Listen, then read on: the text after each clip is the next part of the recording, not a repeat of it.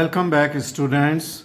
This is a very short note on the epiploic foramina, which is also known as foramina of Winslow. This is called as foramina of Winslow or the epiploic foramina. A very short means a very short note on this. Okay, we will learn here about this foramina, its location. We will learn about its boundaries, and then lastly the applied importance of this foramina of Winslow or foramina of epiploic. Now, in the introduction, we will like to say that this foramina is also known as omental foramina because this it was also called as, lesser sake was also called as omental bursa. So this foramina is also known as omental foramina, omental foramina, or its other name is aditus or opening to the lesser sake, opening. So it is, many names are here: epiploic foramina, foramina of Winslow, omental foramina, or aditus to the lesser sake, Now this is a vertical slit, very narrow vertical slit, It is the opening, a vertical slit like opening, which is a communication point or through which the greater and lesser sacs of peritoneum communicates, so the two sacs, greater and the lesser sac, they communicate with each other through this vertical slit like opening or the foramina of Winslow, or epiploic foramina. Let us see the location of this. This is located behind the right free margin of lesser omentum at the level of 12 thoracic vertebra. So just see this diagram, and I will just little zoom this diagram so that you can see. I have just taken this diagram only where the foramina is located, because by this time you will be well versed about this location. Now this is the lesser omentum, two layers of peritoneum forming the lesser omentum.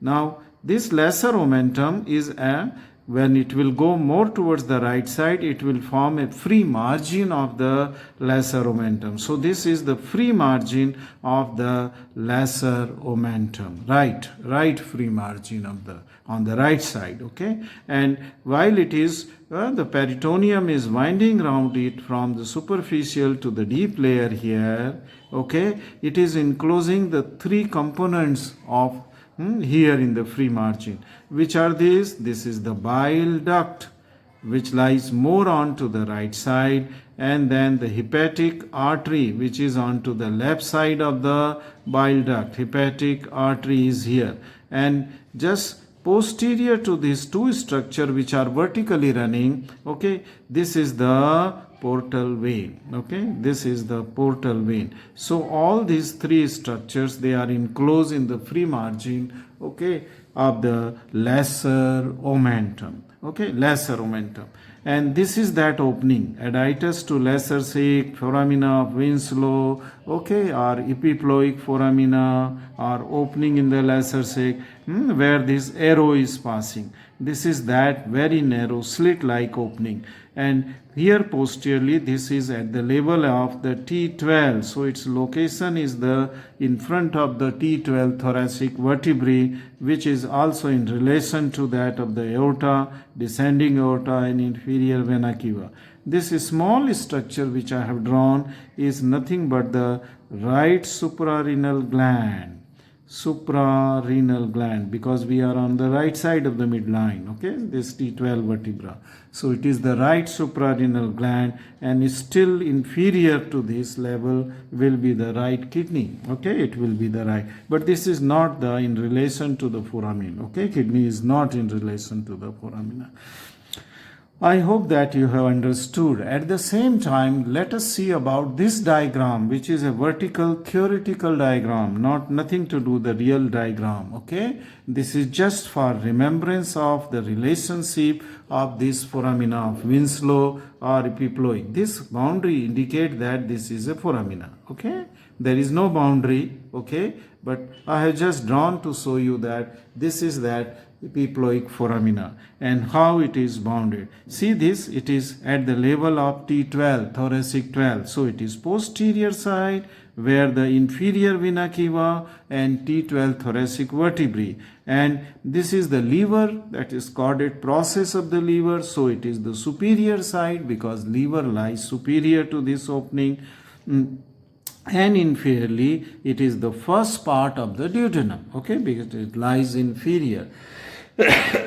And from the upper border of this duodenum, you can see this is the horizontal part of the hepatic artery, and this is the bile duct. Hepatic artery lies more onto the medial side as compared to that of the bile duct, which is more on the right or the lateral side. And behind these two structure, bile duct and hepatic artery, this is the portal vein is running, okay.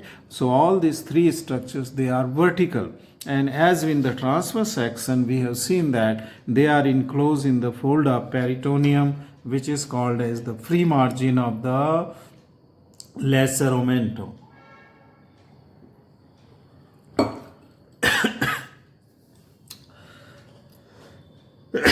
Sorry, I'm getting lot of cough. Okay, so you now understand this diagram, okay. You also understand about this diagram. Let us see the boundaries, okay. Once we have located its location of the foramina of Winslow or the epiploic foramina, let us come to the boundary. It has an anterior boundary, okay. So this is the anterior side, this is the posterior side, so it has an anterior boundary, and here anterior boundary is this, okay. This is the anterior boundary, this is posterior boundary. So this is the anterior boundary. What lies in the anterior boundary? It is the free margin of the lesser omentum, containing the three structures: portal vein, bile duct and hepatic artery. All these structure, they form the anterior boundary of the foramina, okay, foramina of the lesser sac. In a vertical section you can see the portal vein, the hepatic artery and the bile duct. These three structures enclosed in the fold of peritoneum at free margin of the lesser omentum, they form the anterior boundary of the foramina, okay. This is the anterior boundary of foramina. This is posterior boundary. So posterior boundary, it is the inferior vena cava. Throughout its course, this is in cross section. You can see posterior boundary is the inferior vena cava. This is with the dotted line. I will draw the opening. Say for example, this dotted line indicate the opening through which the arrow is passing. So this will be the inferior vena cava, and suprarenal gland of the right side will be the posterior boundary, and these two structures, they are lying in front of the T12 thoracic vertebra, which can be seen here, T12 thoracic vertebra in a vertical diagram also, okay, in the vertical diagram. Now what is the superior boundary? And in superior boundary it is the lever, okay. It is, this cannot be shown here in this diagram because it is showing only anterior and posterior boundary. So you should draw these two diagrams to show you all the four boundaries, okay, anterior and posteriorly from this diagram, and all the four boundary from this theoretical diagram, schematic diagram, what is called as. Now the superior, it is the chordate process of the chordate lobe of the lever. To be very specific, it is the chordate process of the chord. In dissection hall, if you get the chance, just put your finger inside this epiploic foramina and try to just feel all these boundaries, anterior boundaries, superior boundary, inferior boundary and posterior, and then try to understand it, and then you will never forget these boundaries, okay, by putting the finger into the opening, okay, finger into. Now the inferior boundary is the first part of the duodenum. See here, this is the first part of the duodenum, that is forming the upper border of upper surface of this duodenum, forms the inferior boundary, okay, and the horizontal part of the hepatic artery, this red color line, this is the horizontal, which will then ascend up to go inside the porta hepatis. First it lies horizontally, okay, from where it takes origin from celiac trunk, it runs towards the right side onto the superior surface of the duodenum, and then it ascends up in the free margin of the lesser omentum. Okay, so there are two structures, the inferior first part of duodenum and horizontal part of the hepatic artery, which are shown here. Now, in the applied importance of this foramina, okay, we have already covered in the last video when I was teaching you about the lesser sac.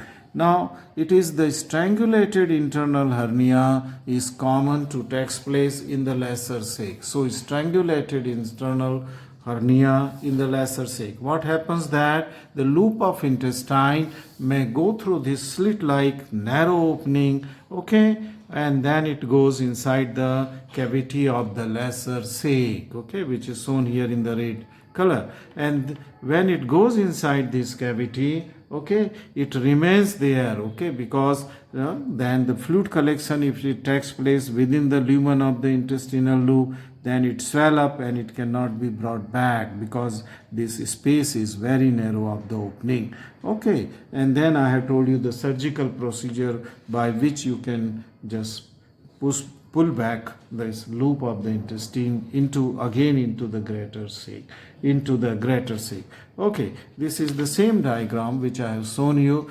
Through this arrow in the direction, the loops may go into the lesser sac, and then they lie here in vertical disposition. You can see in this lesser sac these loops of intestine may lie. Now student, this completes a very short note on to the epiploic foramina or foramina of Winslow, okay. This is foramina. I hope you have understood this. Thank you very much for watching this short video.